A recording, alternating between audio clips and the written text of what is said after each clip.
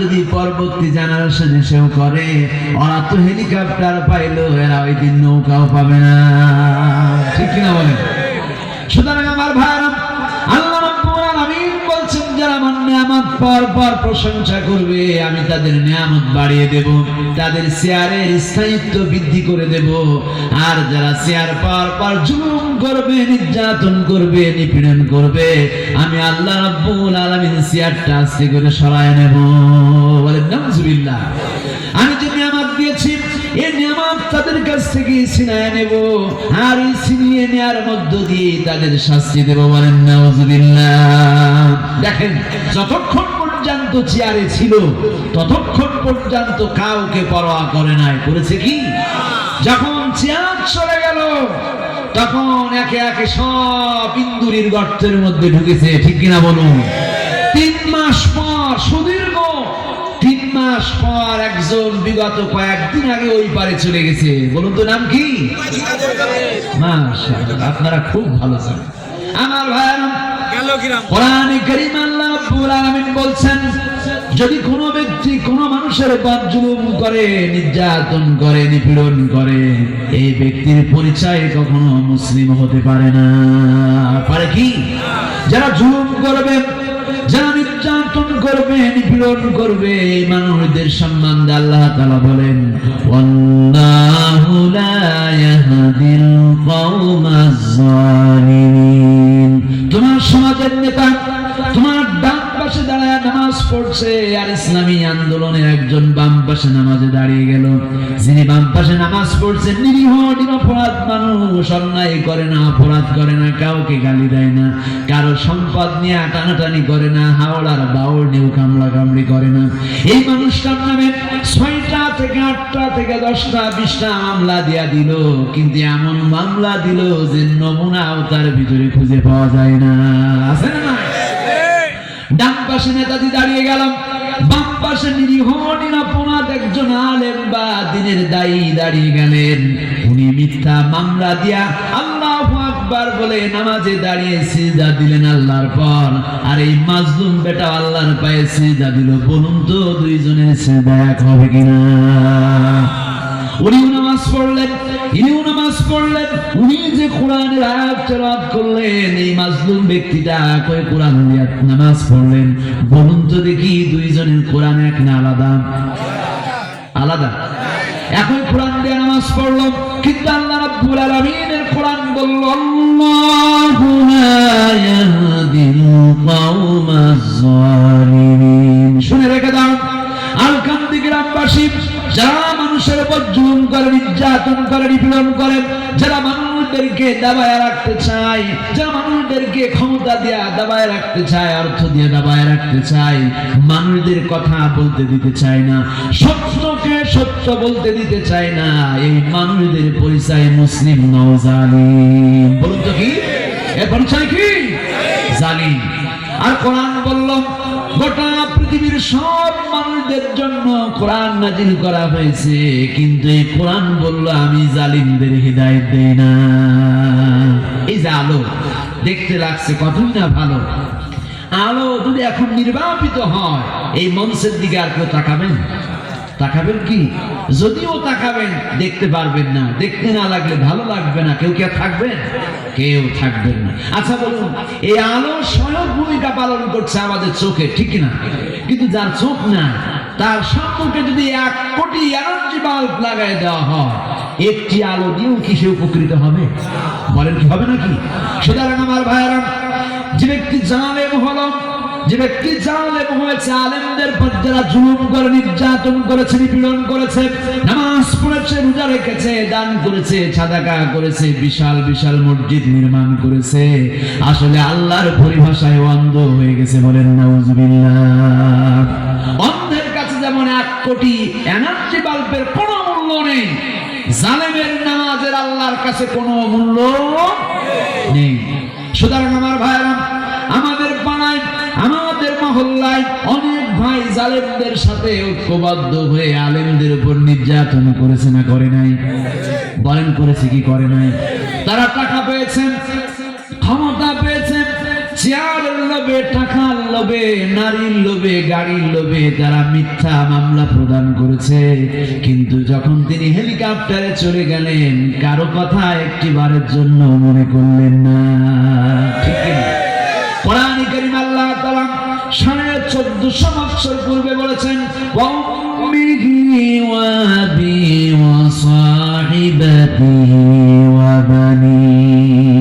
ওদের যখন বিপদ আসলো, যেন ওদের জন্য এটা কিয়ামত হয়েছে। ঠিক না? মৃত্যু যন্ত্রণায় তারা উপনীত হয়েছে, যেন মৃত্যু যন্ত্রণা শুরু হয়ে গেছে। ভাগবো কোথায়, পালাবো কোথায়, ভাগবার রাস্তা নাই, পালাবার কোন রাস্তা নাই। চতুর্দিকে সাধারণ জনগণের মুখে স্লোগান হলো, তুমি কে, আমি কে। বলুন তো কি? সারা বাংলাদেশ 64 জেলার এমন কোন জেলা নাই, এমন কোন অঞ্চল নাই যেখানকার ছেলে আর মেয়েরা বলে নাই তুমি কে, আমি কে। তুমি কে? আমার ভাইয়ারা, কোরআনের পাখি আল্লামা দেলোয়ার হোসেন সাঈদীকে ফাঁসি দেওয়ার মূল মন্ত্র হলো শাহবাগীদেরকে টাকা দিয়ে এক জায়গায় করে ওরা বলেছে তুমি কে, আমি কে। এই কথা স্লোগান দিয়ে রাজাকারের বিচার চাই, মৃত্যু চাই, ফাঁসি চাই, এই ধরনের স্লোগান প্রদান করে আল্লামা দেলোয়ার হোসেন সাঈদী সহ সম্মুখ সারির নেতাদেরকে ফাঁসির রায় দেওয়া হয়েছে। তাদের প্রথম স্লোগান ছিল রাজাকার। ঠিক কিনা বলেন? যেই রাজাকার স্লোগান দিয়া তাফসীরের জনক আল্লামা দেলোয়ার হোসেন সাঈদী সহ অসংখ্য গণিত আলেমদেরকে তারা কারারুদ্ধ করেছিল, ফাঁসির মঞ্চে নিয়েছিল, সেই রাজাকার তকমার স্রোতেই তারা দেশ থেকে পালিয়ে গেল। তার মানে হলো 1450 বছর পূর্বে নবীজির ওই হাদিস সত্য হয়ে গেল। আল্লাহ রাসূল বলেছেন, আসিদুকু ইউযি ওয়াল কিযুবু ইউহলি। আরে সত্য মুক্তি দেয় আর মিথ্যা মানুষের ধ্বংস করে দেয়। বলেন আল্লাহু আকবার। ওরা সকালে উঠেছেন, টেলিভিশনের চ্যানেল খোলা মাত্র ওরা সকাল বেলায় মিথ্যা বলেছে। যত কুফা কাণ্ড হয়েছে সব জামাত আর শিবিরের নাম। ঠিক না? জামাত শিবির আর বিএনপি ছাড়া বাংলাদেশে কোন সন্ত্রাস ছিল? বিগত 15 বছরে যত সন্ত্রাসী হয়েছে সব জামাত শিবির আর বিএনপি। ঠিক কিনা বলে? করেছে কারা? বলুন, করেছে কারা? বিগত 3 দিন আগে র‍্যাব বলেছেন যে বিগত দিনে যে আমার দেশের জঙ্গিদেরকে যেভাবে অ্যাটাক করা হতো, এই জঙ্গি আসলে জঙ্গি বলে কিছুই ছিল না। কাউন্টার টেরোরিজম যে গঠন করা হয়েছিল মিস্টার মনিরুল সাহেব, এই কাউন্টার টেরোরিজম তারা যে ধরনের মৃত্যু সংগঠিত করেছে, অমুক তমুক এই ধরনের মানুষদেরকে ওরা অ্যাটাক করেছে। করে করে যে মানুষদের সম্মুখে মুসলমানদেরকে ইসলামকে কটাক্ষ করবার জন্য, ইসলাম মনে মানুষদেরকে দাবিয়ে রাখবার জন্য ওরা এই ধরনের ষড়যন্ত্র করেছিল। ঠিক কিনা বলুন? র‍্যাব স্বীকার করেছে হলি আর্টিজেন সহ যত জায়গায় অভিযান চালানো হয়েছে সব নাটক ছিল। বলুন তো কি? সব নাটক। সব যদি নাটক হয় তাহলে ওই নাটকের নাট্যমঞ্চের মূল কারিগর একজন ছিল, তার নাম কি? আসতে বলেন, আর আসতে বলেন। একজন তো ছিলেন, তিনার নাম কি? সময় আসিবার পূর্বে হাওয়ায় ভাসিয়া চলে গেলেন অন্যের সাহায্য নিয়ে। ঠিক কি? আমার ভাইয়েরা, কোরআন বলছে বিপদ আসলে পরে ওই পরকালের দিন যখন আসবে, সেই দিন মানুষ যেমন ভাগবার কোন রাস্তা পাবে না, পালাবার কোন রাস্তা পাবে না। ওরাও ভাগবার কোন রাস্তা পাচ্ছিল না, পালাবার কোন রাস্তা পাচ্ছিল না। যে কালামানিক আল্লামা দেলোয়ার হোসেন সাঈদীর ফাঁসির রায় দিল, সেই কলা পাতা ইন্ডিয়ার পাশে বর্ডারে গিয়ে ঘুমায়েছিল। ঠিক কিনা? 20,000 টাকা কন্ট্রাক্ট। কত হাজার টাকা? 20,000 টাকা কন্ট্রাক্ট করছে যে আমার শুধু এই পার থেকে ওই পারে নিবা। সঙ্গে যে ব্যাগ ছিল, ব্যাগের ভিতরে টাকা ছিল কত? 60 থেকে 70 লক্ষ টাকা। বুঝতে পারছেন? 20,000 টাকা কন্ট্রাক্ট করলো। যিনি 5 তারিখের পূর্বের দিন ও টিভি টকশোয় গিয়া গরম করে ফেলেছেন নরম মেয়েটারে, সেই ব্যক্তি একদিন না পার হতে রাতের আধারে ওপার পাড়ি দিচ্ছেন। তারপরেও বাংলাদেশের একেবারে সুপ্রিম কোর্টের একজন বিচারক, ঠিক কিনা বলুন? আমার ভাইরা, তিনি পালাবার জন্য ভাগবার জন্য রাস্তা খুঁজছেন। আর সেই রাস্তা যখন নির্মাণ করে দেয়া হলো, ওই নির্মাণ যারা করলো কন্ট্রাক্ট করলো 20,000 টাকা। 20,000 টাকা নিল, কলার পাতার উপরে শোয়া রেখে 60 থেকে 70 লক্ষ নিয়ে গেল। সর্বশেষ বাংলাদেশ বর্ডার গার্ড বিজিবির হাতে তাকে ধরায়া দিল, ঠিক কিনা? ধরায়া তো দিল, কিভাবে ধরলো দেখেন। বাংলাদেশ বর্ডার গার্ড বিজিবি ওনার কাছে গেলেন, সেখানে গিয়া ওনাকে হ্যান্ডকাপ পরালেন।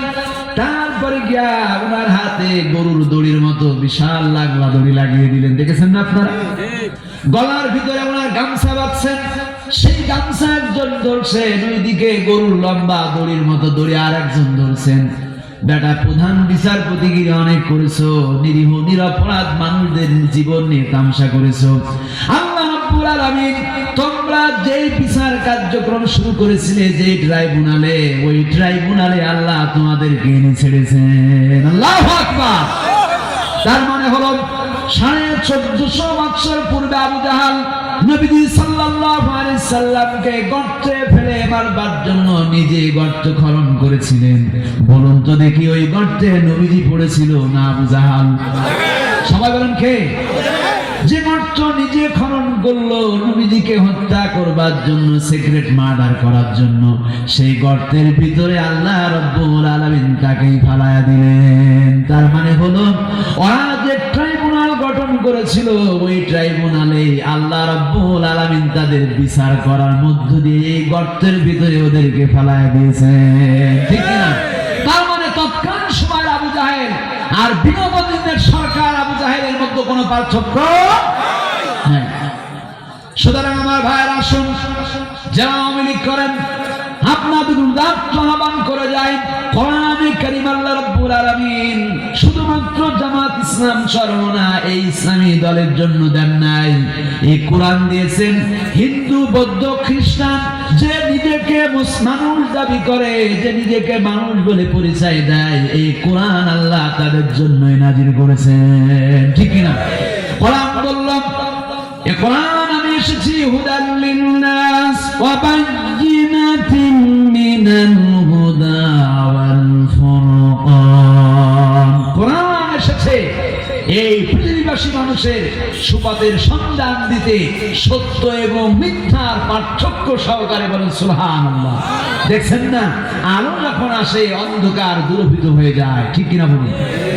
কোরআন যদি আলো হয়, আর এই কোরআন নামক সূর্য যদি আমরা বাংলাদেশের ভাগ্য আকাশে উদ্ভাসিত করতে পারি, আগামী নির্বাচনে যদি আমরা আমাদের ব্যালট নামক এই সমর্থন দেয়া, আমাদের ডান হাতের ফিঙ্গার প্রিন্টের মধ্য দিয়ে সমর্থন দিয়ে যদি আমরা আগামীর বাংলাদেশকে করতে পারি, বাংলাদেশের অন্ধকার সমাজকে, অন্ধকারের ভিতরে কোরআন নামক আলো যদি আমরা প্রজ্বলিত করতে চাই, বলুন তো দেখি কোরআনের পক্ষে সমর্থন দেব না কোরআনের বিপক্ষে? সবাই বলুন, কোরআনের পক্ষে না বিপক্ষে? কোরআনের পক্ষে যদি আমরা সমর্থন দিই, আওয়ামী লীগ হোক আর বিএনপি হোক, যে দলের মানুষই হোক, যে ব্যক্তি নিজেকে মুসলিম দাবি করে, আল্লাহ রাব্বুল আলামিন বলেছেন এই জমিনে, আল্লাহর জমিনে আল্লাহর দ্বীন বাস্তবায়ন করতে হবে। কথা কার? আল্লাহ তাআলা চান ইনিল হুকুমু ইল্লা লিল্লাহ, বলো সৃষ্টি যার, আইন চলবে তার। বলতে আকাশ সৃষ্টি করলেন কে? জমিন সৃষ্টি করলেন কে? আপনাকে আমাকে সৃষ্টি করলেন কে? ওই বিশাল পাহাড়, যে পাহাড় দেখবার জন্য আমরা অনেক টাকা ব্যয় করে যাই, ওই পাহাড় সৃষ্টি করেছেন কে? আমার ভাইরা, মাথার উপরে যে চাঁদ রাতের বেলায় আলো দেয়, যে আলো পেয়ে আমরা র্যাকেট খেলা করি, যে আলো পায় রাতের আধারের রাতের পর রাত আমরা পথ পাড়ি দেই, বলুন তো দেখি ওই চাঁদ সৃষ্টি করেছেন কে?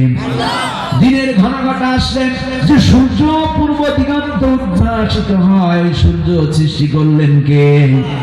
সন্ধ্যার ঘটা আসলে পশ্চিম দিগন্তে একটি সন্ধ্যা তারার পর যত রাত হয় একটার গায়ে একটা তারকা লাগিয়ে দিলেন কে? সব যদি আল্লাহর সৃষ্টি হয় আর আকাশ আর জমিনের মধ্যবর্তী যা কিছু আছে সব যদি আল্লাহর আইন মানে, বলুন তো দেখে আমাদের আইন মানতে হবে কার?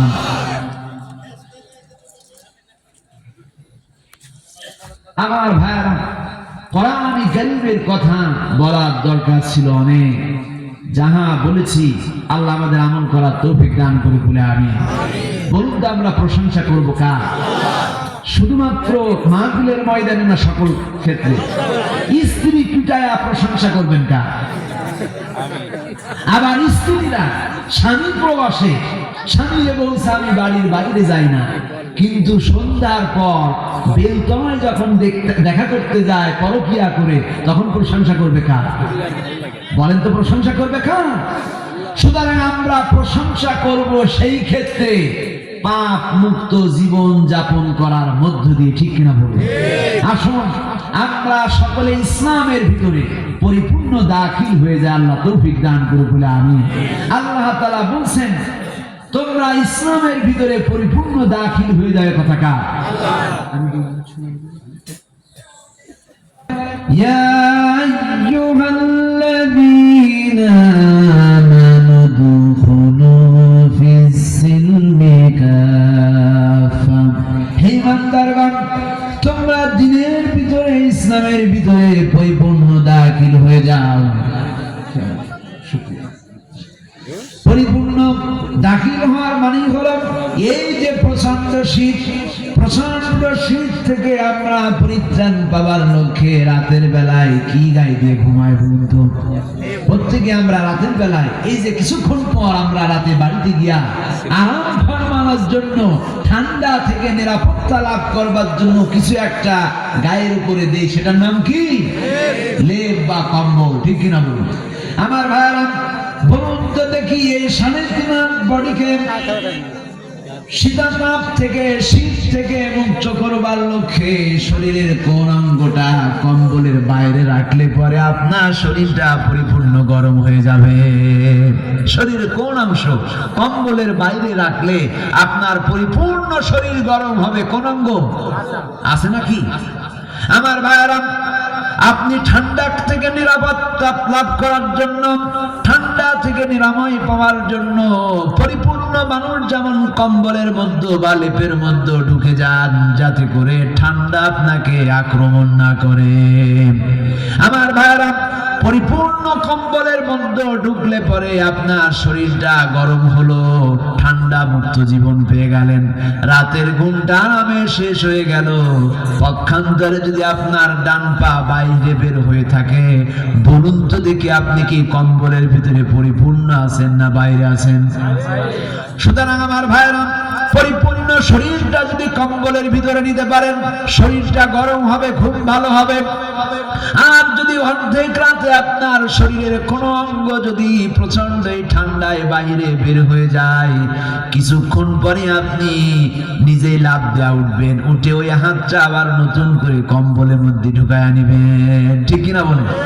সুতরাং পরিপূর্ণ কম্বলের মধ্যে গেলে যেমন শীতমুক্ত জীবন পাওয়া যায়, পরিপূর্ণ ইসলামের ভিতরে যদি কোনো মানুষ প্রবেশ করে তাহলে সেই ব্যক্তি গুনাহ মুক্ত হয়ে যায়। সুবহানাল্লাহ। আমার ভাইরা, ইসলামের একটি ব্যানা হলো নামাজ। আপনি নামাজ পড়েন কিন্তু দিন কায়েমের আন্দোলন করেন না, সংগ্রাম করেন না, আল্লাহর দেওয়া জান আর মাল আল্লাহর রাস্তায় ব্যয় করেন না। বলুন তো দেখি আপনি কম্বল নামক, ইসলাম নামক কম্বলের ভিতরে পরিপূর্ণ ঢুকেছেন না আংশিক ঢুকলেন? ইসলামকে যদি আমরা কম্বলে রূপান্তরিত করি, আর এই কম্বলের ভিতরে যদি আমাদের 3.5 হাত আপাদমস্ত ইসলামের যে বিধি বিধানগুলি আছে সবগুলি যদি আমাদের 3.5 হাত বডির ভিতরে আমরা সন্নিবেশিত করি, এবার বলুন ইসলামের একটি ব্যানা হলো নামাজ। বলুন তো কি? নামাজ। হাদিস বলছেন, যখন কোন মানুষ ঈমান আনয়ন করে, ঈমান আনার পর মানুষের 2 নম্বর কাজ হলো নামাজকে কায়েম করে দেওয়া। 3 নম্বর কাজ হলো নামাজ কায়েম যেখানে হবে, যাকাত বাস্তবায়ন করা, তারপরে গিয়ে রমজান আসলে পরে মানুষেরা সিয়াম পালন করবে, সমর্থন হইলে পরে হজ করবে। আমার ভাইরা, আমরা এখানে যারা এসেছি বলুন তো, আমরা ঈমান এনেছি কার উপর? সবাই বলুন কার উপর?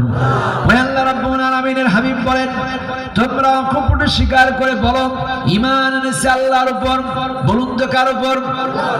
যারা ঈমান আল্লাহর উপর এনেছে, এর উপর যদি ইয়াকিন করে দৃঢ়তার সাথে অবস্থান করতে পারে, আল্লাহ রাব্বুল আলামিন এই ঈমানদার বান্দাদেরকে আহ্বান করে বলছেন, ইয়া আইয়ুহাল্লাযীনা আমানু দুখুলু ফিস-সিলমি কাফা।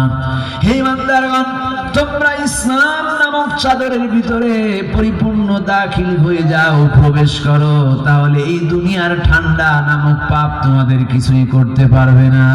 আল্লাহু আকবার। কিন্তু যদি ইসলাম নামক চাদরকে তোমরা কোনো একদিকে আগলা করে রাখো, তাহলে তোমাদের পরিচয় হবে পাগলা। যারাই পাগলা তারাই করবে আগলা, আর যারা করবে আগলা ঠান্ডা থেকে তারা বাঁচতে পারবে না।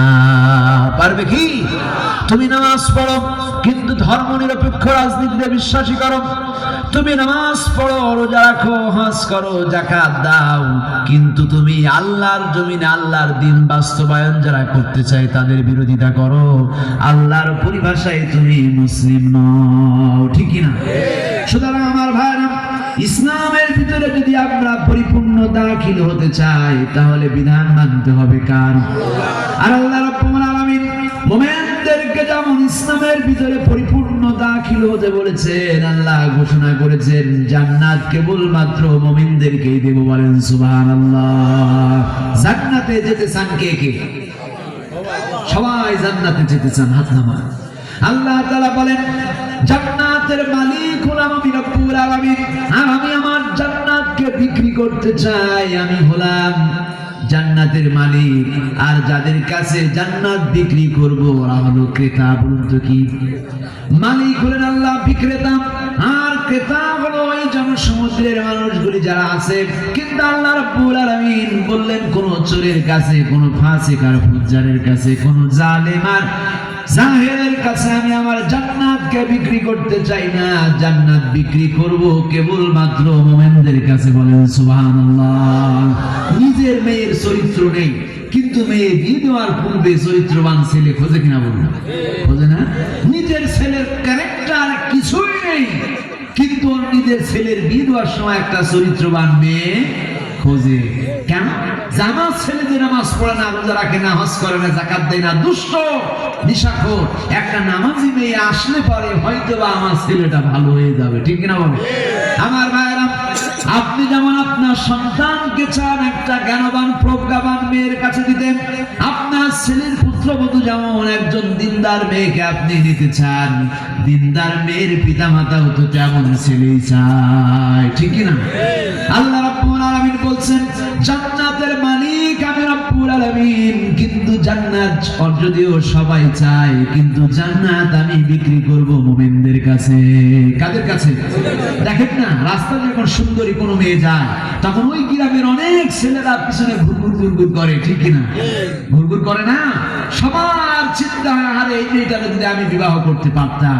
কিন্তু এমন গ্রামে বিয়ে হইল যেই গ্রামে ওই ছেলে ওরে কোনোদিন জন্ম চোখে 20 বছর ধরে ঘুরলো, দেখলো, কত চিঠি লিখলো, কতবার তাকাইলো, নিজের হাত কাটা শেষ করে ফেলে দিল, কিন্তু কিসমতে মেয়ে ওর জুটলো না। এমন লোকের ভাগ্যে জুটলো যে কোনোদিন ওরে কোনোদিনও দেখে না। তার কারণ কি? এই যে কন্যার বাবা এবং মা, তাদের মনোমতো এরা হয় নাই, হয়েছে ওই 20 মাইল দূরের ছেলে। ঠিক কিনা বলুন আমার ভাইয়েরা?